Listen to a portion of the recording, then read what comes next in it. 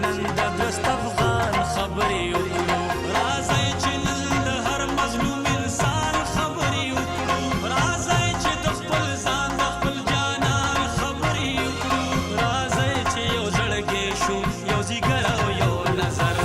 راځئ راځئ راځئ کنه ملګرو چې جرګه په پېښور شو راځئ کنه ملګرو چې جرګه په پېښور شو